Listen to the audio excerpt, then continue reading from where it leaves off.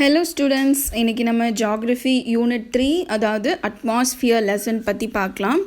So first introduction பார்த்திங்கன்னா, earth is a unique planet. எதுக்கு எர்த்தை unique planet அப்படின்னு சொல்கிறாங்க? ஏன்னா இருக்கிற 8 பிளானட்ஸில் எர்த்தில் மட்டும்தான் உயிரினங்கள் வாழ முடியும். அதனால தான் எர்த்தை யூனிக் பிளானட் அப்படின்னு சொல்கிறாங்க. ஸோ நம்ம லைஃப்பை ஏர் இல்லாமல் நம்மளால் இமேஜின் பண்ணி பார்க்க முடியுமா? முடியாது. ஏன்னா நம்ம சுவாசிக்கிறதே காற்றை தான் சுவாசிக்கிறோம் இல்லையா? So air is the essential for the survival of all forms of life. இந்த ஏர் இருக்குது இல்லையா, இது எல்லாம் மொத்தமாக அந்த எர்த்தை சரவுண்ட் பண்ண இடத்த தான் நம்ம அட்மாஸ்ஃபியர் அப்படின்னு சொல்கிறோம். அப்போ காற்று மொத்தமாக சரவுண்ட் பண்ணியிருக்கிற இடத்த நம்ம அட்மாஸ்ஃபியர்னு சொல்கிறோம். லார்ஜர் வெர்ஷன் ஆஃப் ஏர் அப்படின்னு வேணால் சொல்லலாம். இது ஒரு 2 mark. The blanket of air that surrounds the earth is called atmosphere. Next heading பார்த்தீங்கன்னா, composition of the atmosphere. So காற்றில் எப்பயுமே மாசுக்கள், தூசு இதெல்லாமே இருக்கும் இல்லையா? So atmosphere is a mixture of gases, water vapour and dust particles. இதெல்லாம் சேர்ந்த மிக்சர் தான் வளிமண்டலம், அட்மாஸ்ஃபியர். அதில் பார்த்தீங்கன்னா 78% நைட்ரஜன் இருக்குது, 21% ஆக்சிஜன் இருக்குது. ஓகேயா? அப்போ இந்த ரெண்டும் சேர்ந்து எவ்வளோ இருக்குது? 99%க்கு இதில் நைட்ரஜனும் ஆக்சிஜனும் மட்டுமே இருக்குது. மீதி இருக்கிற 1% இருக்குது இல்லையா, அந்த 1% எந்தெந்த கேஸஸ் நிரப்பும்னா argon, carbon dioxide, neon, helium, ozone, இது எல்லாமே. ஸோ 99% நைட்ரஜனும் ஆக்சிஜனும் ஃபில் பண்ணுது அட்மாஸ்ஃபியரில். நைட்ரஜன் கேஸும் ஆக்சிஜன் கேஸும். ஓகேயா? 78 நைட்ரஜன், 21 ஆக்சிஜன். ரிமைனிங் இருக்கிற 1% argon, carbon dioxide, neon, helium, ozone, hydrogen. இது எல்லாமே அதுக்கு தகுந்த பர்சன்டேஜில், அதாவது 0.03, 0.18, 0.005, ஸோ அந்த மாதிரி ஃபில் பண்ணுது. இதை தவிர வேறு சாலிட் பார்ட்டிகல்ஸ்னால் dust particles, grain, smoke, volcanic ash எல்லாம் இருக்கும். ஆக்சிஜன் நம்ம உயிர் வாழ்கிறதுக்கு ரொம்ப தேவையான ஒரு கேஸ் இல்லையா? நம்ம அதை தான் சுவாசிக்கிறோம், கார்பன் டை ஆக்சைடை வெளிவிடுறோம். இந்த கார்பன் டை ஆக்சைடு என்ன பண்ணும்? நம்மளோட ஹீட் எனர்ஜி, சன்லேருந்து ஹீட் அப்சர்வ் பண்ணி அட்மாஸ்ஃபியரை எப்பயுமே ஒரு வார்ம் கண்டிஷன்லேயே வச்சுக்குது.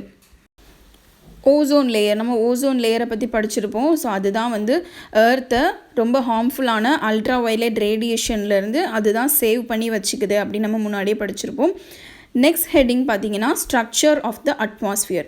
இந்த அட்மாஸ்ஃபியர் இருக்குல்ல, அதோட லேயர் எர்த்து கிட்ட இருக்கும்போது ரொம்ப திக்காகவும், அதை விட்டு கொஞ்சம் வெளியில் போகும்போது ரொம்ப தின்னான லேயராகவும் இருக்குது அப்படின்னு சொல்கிறாங்க. இதில் 5 அட்மாஸ்ஃபியரிக் லேயர்ஸ் இருக்குது. அதெல்லாம் troposphere, stratosphere, mesosphere, thermosphere and exosphere. So atmospheric layers எத்தனை?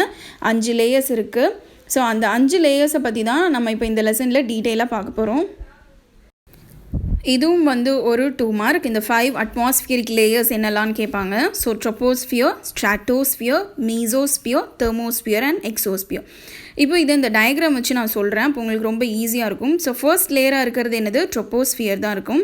அதுக்கு மேலே இருக்குது ஸ்ட்ராட்டோ, அடுத்தது மீசோ, அடுத்தது தெர்மோ, லாஸ்ட்டாக இருக்கிற லேயர் எக்ஸோஸ்பியர். இது ஒரு டீட்டெயில் ஆன்சர். ஸோ இந்த டயக்ராம் வச்சு நீங்கள் இதை படிச்சிங்கன்னா உங்களுக்கு ஈஸியாக எல்லாமே ஞாபகத்தில் இருக்கும். ஸோ யூட்டிலைஸ் பண்ணிக்கோங்க. First heading troposphere. So troposphere தான் ஃபஸ்ட்டில் இருக்கிற லேயர். ஓகேயா? Lowest layer. இந்த க்ரீக் வேர்டில் ட்ரோபோஸ்னால் என்னென்னா டேர்ன் ஆர் சேஞ்சுன்னு அர்த்தம். இந்த லேயர் 8 கிலோமீட்டர் வரைக்கும் இந்த லேயர் எக்ஸ்டெண்ட் ஆகும். ஓகேயா? ஸோ ஃபர்ஸ்ட் லேயர் ட்ரோப்போ, அது 8 கிலோமீட்டர் வரைக்கும் எக்ஸ்டெண்ட் ஆகும். போல்ஸில் 18 கிலோமீட்டர் வரைக்கும் ஈக்வேட்டரில் இருக்கும். இதோட temperature decreases with increasing height. Okay, almost all weather phenomenon takes place in this layer. So எல்லா வெதர் கண்டிஷன்ஸுமே இந்த லேயரில் தான் நடக்குது. Hence it is called weather making layer. The upper limit of the troposphere is called a tropopause. So இதோட அப்பர் லிமிட்டை நம்ம என்னன்னு சொல்கிறோம்? ட்ரோபோஸ்பியர் அப்படின்னு சொல்கிறோம். இந்த டயக்ராமில் பாருங்கள். ஸோ ஃபர்ஸ்ட் லேயராக ட்ரோபோஸ் தான் இருக்குது இல்லையா? ட்ரோபோஸ்பியர். இதோட அப்பர் லிமிட் லேயர் என்ன சொல்லியிருக்கோம்? ட்ரோபோபாஸ். இதோட ஹைட்டு 8லேருந்து 20 கிலோமீட்டர் எக்ஸ்டென்ட்டில் இருக்கும். இதை நம்ம என்ன சொல்கிறோம்? வெதர் மேக்கிங் லேயர் அப்படின்னு சொல்கிறோம். எதனால் சொல்கிறோன்னா, அந்த க்ளவுட்ஸ் பிக்சர் போட்டிருக்கோம் இல்லையா? ஸோ வெதர் கண்டிஷன்ஸ் எல்லாமே இந்த லேயரில் தான் நடக்குது. ஓகேயா? நெக்ஸ்ட் லேயர் வந்து ஸ்ட்ராட்டோஸ்பியர். ஸோ ஸ்ட்ராட்டோஸ்பியர் இது எதுக்கு மேலே இருக்கும்? ட்ரோப்போக்கு மேலே இருக்கும் stratosphere. So it lies above the troposphere. அதோட ஹைட் எவ்வளோ இருக்கும்? 50 கிலோமீட்டர் வரைக்கும் இதோட ஹைட் இருக்குது. இந்த லேயரில் வந்து ஓசோன் மாலிகூல்ஸ் இருக்கிறனால இந்த லேயரை நம்ம ஓசோனோஸ்பியர் அப்படின்னும் சொல்கிறோம். ஸோ இதோட டெம்பரேச்சரும் வந்து ஹைட் இன்க்ரீஸ் ஆகும்போது இன்க்ரீஸ் ஆகும் அப்படின்னு சொல்லியிருக்கோம். ஓகேயா? லார்ஜ் ஜெட் பிளேன்ஸ் எல்லாமே வந்து இந்த ஸ்ட்ராட்டோஸ்பியரில் தான் வந்து போகுது. இதோட அப்பர் லிமிட் நம்ம என்னன்னு சொல்கிறோம்? ஸ்ட்ராட்டோபாஸ். ஸோ ட்ரோப்போஸ்பியரோட அப்பர் லிமிட் வந்து ட்ரோப்போபாஸ், இது ஸ்ட்ராட்டோபாஸ். இப்போ பாருங்கள், இது ட்ரோப்போக்கு மேலே இருக்கிற லேயர். ஓகேயா? Second layer. ஸோ இதோட அப்பர் லிமிட் லேயர் வந்து ஸ்ட்ராட்டோபாஸ்ன்னு சொல்லியிருக்கோம். அதோட ஹைட் வந்து 20 to 50 கிலோமீட்டர் வரைக்கும் எக்ஸ்டெண்ட் ஆகியிருக்கும். அதே மாதிரி ஸ்ட்ராட்டோஸ்பியரில் தான் ஓசோனோஸ்பியர் அப்படின்ற லேயரும் இருக்குது. ஓகேயா?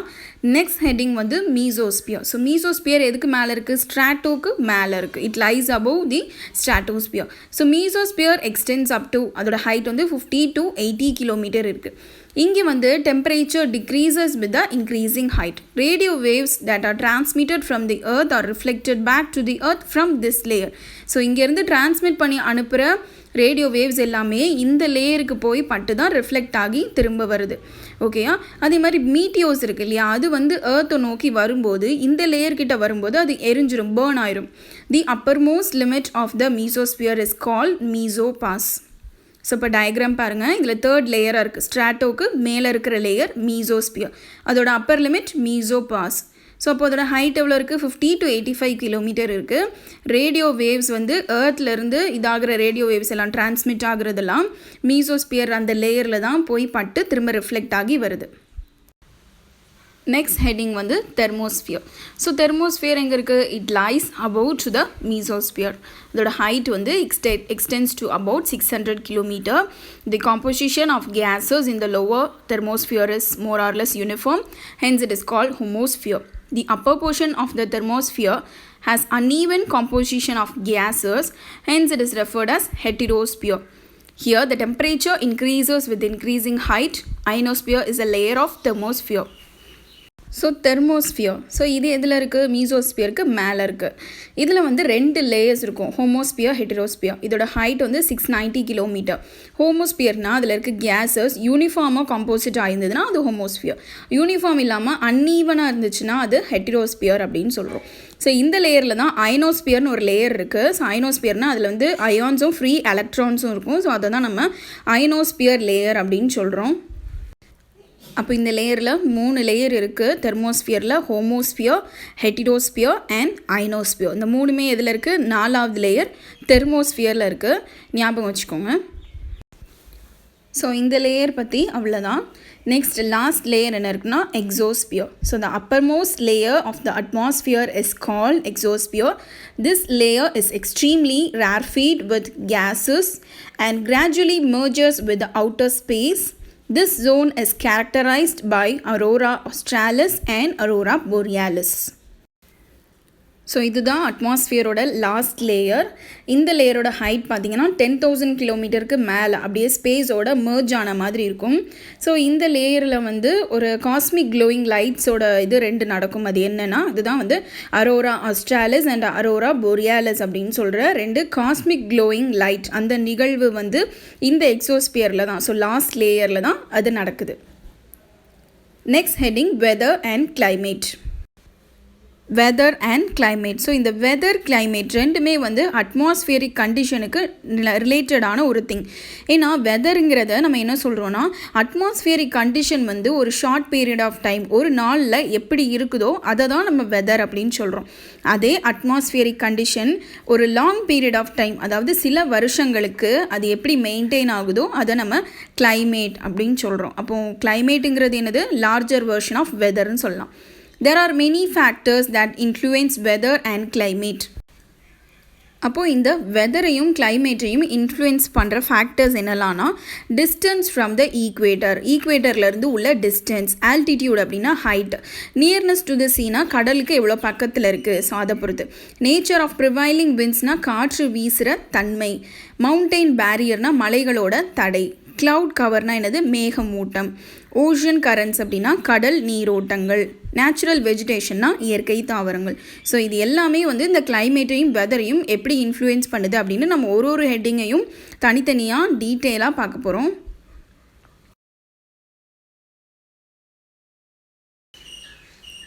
ஸோ இதில் ஃபர்ஸ்ட் ஹெட்டிங் என்ன, டிஸ்டன்ஸ் ஃப்ரம் த ஈக்வேட்டர், அதாவது ஈக்வேட்டர்லேருந்து உள்ள டிஸ்டன்ஸ்.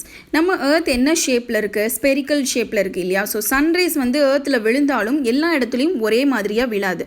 அப்போது ஈக்வேட்டர் பிளேஸில் அந்த சன்ரைஸ் வந்து வேர்ட்டிக்கலாக விழுது, ஓகேயா, செங்குத்தாக விழுது. செங்குத்தாக விழும்போது அந்த இடத்துக்கு என்ன ஆகும், அந்த இடத்துல வந்து டெம்பரேச்சர் எப்பயுமே கொஞ்சம் ஜாஸ்தியாக தான் இருக்கும், கொஞ்சம் ஹாட்டாக தான் இருக்கும். ஆனால் போல்ஸ் பிளேஸில், துருவ பகுதிகளில் அப்படி கிடையாது. எர்த்தோட ஸ்பெரிக்கல் ஷேப்னால அந்த சன்ரைஸ் வந்து அங்கே சாய்வாக தான் விழும், இன்க்ளைண்டாக விழுது. அப்படின்னும் போது அது வந்து ஈக்வேட்டர் அளவுக்கு ஹாட்டாக இருக்காது போல்ஸ், ஓகேயா. So thus the places near the equator are warmer than the places which are far away from the equator. So போல்ஸ்னால் ஈக்வேட்டர்லேருந்து கொஞ்சம் தூரமாக உள்ள ஒரு பிளேஸ், ஓகேயா. இப்போ வெதர் அண்ட் கிளைமேட்டுக்கு வந்து டிஸ்டிங்விஷ் கொடுத்துருக்காங்க. அது என்னன்னு பார்ப்போம். Weather is the study of atmospheric condition for short duration over small areas. Climate is the study of the average weather condition observed over a long period of time for a larger area. So வெதர்ன்றது என்ன, atmospheric condition வந்து ஒரு குறிப்பிட்ட டைமுக்கு எப்படி change ஆகுது அப்படின்னு சொல்கிறது தான் வெதர். இந்த வெதர் வந்து சேஞ்ச் ஆகிட்டே இருக்கும் இல்லையா, காலையில் ஒரு மாதிரி இருக்கும், ஈவினிங் ஒரு மாதிரி இருக்கும். ஆனால் கிளைமேட்டுன்றது அப்படி கிடையாது, அது பெர்மனெண்ட்டாக தான் இருக்கும், அது வந்து சேஞ்ச் ஆகாது. அது வந்து ஒரு குறிப்பிட்ட வருஷத்துக்கு உள்ள வெதரை தான் நம்ம கிளைமேட் அப்படின்னு சொல்கிறோம். இப்போது ஏப்ரல் மே அந்த டைம்லாம் வந்து எப்பயுமே வெயில் தான் அடிக்கும் இல்லையா. ஸோ அதை தான் நம்ம கிளைமேட் அப்படின்னு சொல்கிறோம். ஒரு லாங்கர் பீரியடுக்குள்ள அட்மாஸ்பியரிக் கண்டிஷனோட இண்டிகேஷன் தான் அந்த கிளைமேட். ஆனால் வெதருங்கிறது அப்படி கிடையாது. இன்றைக்கி காலையில் கொஞ்சம் அப்படியே மழை பெய்கிற மாதிரி இருந்திருக்கலாம், ஈவினிங் வந்து திரும்ப நல்ல வெயில் அடிச்சிருக்கலாம். ஸோ அந்த மாதிரி வந்து மாறிட்டே இருக்கும் இல்லையா, அதை தான் நம்ம வெதர் அப்படின்னு சொல்கிறோம். இந்த கிளைமேட் அப்படின்றது எப்பயும் ஒரே மாதிரி தான் இருக்கும், அதில் அதிகமான மாற்றங்கள் இருக்காது, அது பெர்மனண்ட்டாக தான் இருக்கும். இப்போ நம்ம வெதர் அப்படின்றத என்ன சொல்லியிருக்கோம், அது சேஞ்ச் ஆகிட்டே இருக்கும். ஒரு நாளில் நடக்கிற அட்மாஸ்பியரிக் கண்டிஷன் தான் வெதர் அப்படின்னு சொல்லியிருக்கோம். அப்போ ஒரு நாளில் தான் அது நடக்குதுன்னா அதோட டேட்டாவும் அந்த நாளில் தானே கலெக்ட் ஆகும். So weather data is collected every day in the observatories. So டெய்லியும் தான் அதை கலெக்ட் பண்ணுறாங்க. ஆனால் கிளைமேட் அப்படி கிடையாது. அந்த டெய்லியும் கலெக்ட் பண்ண வெதர் டேட்டா இருக்குது இல்லையா, அதெல்லாம் சேர்ந்த ஆவரேஜ் தான் நம்ம கிளைமேட் அப்படின்னு சொல்கிறோம். இப்போ கிளைமேட்டுன்றது லாங்கர் வேர்ஷன் ஆஃப் வெதர் அப்படின்னு சொல்லலாம், ஓகேயா. இந்த வெதரை பற்றி நம்ம படிக்கிறத நம்ம என்ன சொல்கிறோன்னா மிட்டியோரலஜி அப்படின்னு சொல்கிறோம். அதே கிளைமேட்டை பற்றி படிக்கிறது என்ன சொல்கிறோன்னா கிளைமேட்டாலஜி அப்படின்னு சொல்கிறோம். ஆல்டிடியூட், இந்த ஆல்டிடியூட்னா என்ன, அது ஹைட் அப்படின்னு அர்த்தம். ஸோ ஒரு கிலோமீட்டர் ஹைட்டுக்கும் 1 கிலோமீட்டர் ஹைட் இன்க்ரீஸ் ஆச்சு அப்படின்னா அந்த இடத்துல இருக்கிற டெம்பரேச்சர் 6.5 டிகிரி செல்சியஸ்க்கு ரெடியூஸ் ஆகுமா. அதை தான் நம்ம நார்மல் லேப்ஸ் ரேட் அப்படின்னு சொல்கிறோம். அப்போ ஹைட் போக போக டெம்பரேச்சர் என்ன ஆகுது, ரெடியூஸ் ஆகுது. 1 கிலோமீட்டர் ஹைட் கூடினாலே நம்மளுக்கு 6.5 டிகிரி செல்சியஸ் நம்மளுக்கு டெம்பரேச்சர் ரெடியூஸ் ஆகுது. ஸோ இது வந்து ஒரு important 2 mark. Normal labs rate அப்படின்றது ஒரு important 2 mark. Altitude refers to the height above mean sea level. The temperature decreases at the rate of 6.5 degrees Celsius per kilometer height this is called normal lapse rate. Next heading என்னென்னா nearness to the sea. So கடலுக்கு பக்கத்தில் அப்படின்னு சொல்லலாம். இப்போ ஒரு place வந்து இப்போ நம்மளே வந்து ஒரு பீச்சில் நிற்கிறோன்னு வச்சுக்கலாம். அப்போ நம்மளுக்கு வந்து கூலான ஏரை தான் வந்து நம்ம ஃபீல் பண்ணுவோம் இல்லையா. ஏன்னா கடல் தண்ணியில் பட்டு வர்ற ஏரில் வந்து மாய்ஸ்சர் கண்டென்ட் ஜாஸ்தி இருக்கும். ஸோ கூல் ஏர் தான் நம்ம எக்ஸ்பீரியன்ஸ் பண்ணுவோம். அதே மாதிரி ஒரு பிளேஸ் வந்து அந்த கோஸ்ட்டுக்கு பக்கத்தில், கடலுக்கு பக்கத்தில் இருக்குன்னா அங்கே ஒரு ஈக்குவபிள் கிளைமேட், ஒரு சமமான காலநிலை தான் இருக்கும். ஆனால் கடற்கரையிலேருந்து தூரமாக இருக்கிற பகுதி இருக்குது இல்லையா, அங்கே வந்து இந்த மாதிரி சமமான காலநிலை இருக்காது. ஏன்னா அங்கே வெப்ப காற்று வீசுறதுக்கு தான் நிறைய சான்ஸ் இருக்குது. இது நம்ம கடல் பக்கத்தில் இருக்கிறனால நம்ம கூல் ப்ரீஸ் வாங்கிக்கிறோம் இல்லையா. ஆனால் மற்ற பிளேஸ் அது மாதிரி இருக்காதுல்ல. ஸோ இதுதான் வந்து கடலை பொறுத்து, நியர்னஸ் டு த சீக்கு எவ்வளோ பக்கத்தில் இருக்குமோ அதை பொறுத்து அந்த இதோட வெதரும் கிளைமேட்டும் சேஞ்ச் ஆகுறது. அடுத்தது வந்து nature of the prevailing winds. அப்போ ஒரு இடத்தோட கிளைமேட், அதாவது காலநிலைங்கிறது காற்று எங்கேருந்து எங்கே வீசுதுன்றதை பொறுத்தும் மாறும். அதாவது இப்போ காற்று வந்து வார்ம் ரீஜியன்லேருந்து ப்ளோ ஆச்சு, அங்கேருந்து வீசுச்சு அப்படின்னா அந்த இடத்த என்ன ஆகும், வார்ம் ஆக்கும். அதே இந்த காற்று கோல்டான ரீஜியன்லேருந்து, இப்போ பார்த்தோம் இல்லையா, கடற்கரையிலேருந்து வீசுது, கோல்டான ரீஜியன்லேருந்து வீசுச்சுன்னா அந்த இடத்த கூல் ஆக்கும். ஓகேயா? இன்னும் இதை எப்படி சொல்லலாம்னா, ஆன்ஷோர் விண்ட்ஸ், அதாவது கடலில் இருந்து நிலத்தை நோக்கி வீசுகிற காற்று இருக்கு இல்லையா, அதனால் வந்து மழை கிடைக்கிறதுக்கு நிறைய சான்ஸ் இருக்குது. ஆனால் நிலத்திலிருந்து கடலை நோக்கி வீசுகிற காற்றுனால மழை கிடைக்கிறதுக்கு சான்ஸ் இல்லை. அது ஒரு வறண்ட காற்றாக தான் வீசும். ஏன்னா கடல்லேருந்து வீசுகிற காற்று கூல் ஏர் கொடுக்கும், அதனால் மழை பொழிவுக்கு சான்ஸ் இருக்குது. ஆனால் நிலத்திலிருந்து வீசுகிற காற்று கூல் ஏரை கொடுக்காது இல்லையா, ஸோ அந்த இடம் வந்து ட்ரை வெதராக தான் இருக்கும், வறண்ட காலநிலையாக தான் அந்த இடத்துல இருக்கும். நெக்ஸ்ட் ஹெட்டிங் என்னென்னா மவுண்டெயின் பேரியர். ஸோ ஒரு மலை இருக்குதுன்னு வச்சுக்கலாம், அது எந்த இடத்துல இருக்குதோ அதை பொறுத்தும் அந்த பிளேஸோட கிளைமேட் அப்படின்றது மாறும். அதாவது மலைகள் வந்து காற்றை தடுக்கும் இல்லையா, காற்று ஒரு இடத்துலேருந்து வீசுது அப்படின்னா அந்த மலை வந்து அதுக்கு ஒரு தடையாக இருக்கும், ஒரு நேச்சுரல் பேரியர், இயற்கையாகவே தடுக்கக்கூடிய ஒரு இடமா இந்த மலைங்கிறது இருக்குது. அப்போ கோல்டு விண்ட்ஸ் எதுவுமே வந்து உள்ளே வராமல் தடுக்கிறதுக்கும் நிறைய சான்ஸ் இருக்குது. மான்சூன் விண்ட்ஸ் வெளியில் போகாமல் இது பண்ணுறதுக்கும் இந்த மலைக்கு சான்ஸ் இருக்குது இல்லையா. இப்போ இது ஒரு மலை, இங்கேருந்து கோல்டு விண்ட் வருது அப்படின்னா இந்த மலை அதுக்கு ஒரு தடுப்பாக இருந்து அதை தடுத்துரும். ஸோ அதுக்கும் சான்ஸ் இருக்குது. அதே மாதிரி மான்சூன் விண்ட்ஸ் வந்து நம்ம கண்ட்ரியிலேருந்து வெளியில் போகாமல் இது பண்ணுறதுக்கும் இந்த மலை ஒரு ஹெல்ப்பாக இருக்கும். ஸோ இது ஒரு நேச்சுரல் பேரியர், இயற்கையாகவே உருவான ஒரு தடை. ஸோ அது இந்த கோல்டு விண்ட்ஸை தடுக்குது இல்லையா, அப்படி தடுக்கிறதுனால ரொம்ப குளிரில் இருந்தும் நம்ம கண்ட்ரியை வந்து சேவ் பண்ணிக்கும். அதே மாதிரி அந்த மான்சூன் விண்டை எஸ்கேப் ஆகாமல் பண்ணுறதுனால அந்த மான்சூன் விண்டு நம்மளுக்கு என்ன கொடுக்கும், மழை பொழிவை கொடுக்கும். நெக்ஸ்ட் ஹெட்டிங் வந்து க்ளவுட் கவர். மேகங்கள் இருக்கு இல்லையா, அதுதான் வந்து ஹீட்டை அவ்வளவா பூமிக்கு விழாமல் தடுக்குது. அப்போது மேகமே இல்லாத இடத்துலலாம் டெம்பரேச்சர் எப்படி இருக்கும், ரொம்ப ஹையாக இருக்கும். ஏன்னா டெசர்ட் பிளேஸ்லலாம் வந்து ஸ்கையில் அந்தளவுக்கு மேக மூட்டம் இருக்காது. அப்படிங்கும்போது அங்கே டெம்பரேச்சர் ஜாஸ்தியாக இருக்கும். நார்மலாகவே டெசர்ட்டில் ஜாஸ்தியாக இருக்கும், பார்த்துருக்கோம்ல. நெக்ஸ்ட் ஹெட்டிங் என்னென்னா ஓஷன் கரண்ட்ஸ். அதாவது ஓஷன் கரண்ட்ஸில் வந்து ரெண்டு இருக்கும், warm ocean current, cold ocean current. சரியா? இந்த வார்ம் கரண்ட் வந்து பேருக்கு ஏற்ற மாதிரியே வார்ம் இருக்கிறனால அது பக்கத்தில் இருக்கிற பிளேஸை வார்மாக தான் வச்சுருக்கும். அதே மாதிரி கோல்டு கரண்ட்டும் பக்கத்தில் இருக்கிற பிளேஸை கூலாக வச்சுக்கும். நெக்ஸ்ட் ஹெட்டிங் வந்து நேச்சுரல் வெஜிடேஷன். இந்த மரங்கள் இருக்கு இல்லையா, மரங்கள் என்ன பண்ணுன்னா நீராவியை வெளிவிடும். அதனால் நீராவியை வெளிவிடுறதுனால அந்த ஏர் வந்து கூலாகும். ஸோ அந்த இடத்தையும் அது கூலாகும். ஸோ இந்த ஃபாரஸ்ட் ஏரியாஸ்லாம் கொஞ்சம் சில்லுன்னு இருக்கிறதுக்கு காரணம் அதில் நிறைய மரங்கள் இருக்கிறனால. நான் ஃபாரஸ்ட் ஏரியாஸ் வந்து ஃபாரஸ்ட் ஏரியாஸ் அளவுக்கு குளுமையாக இருக்காது. Thank you students.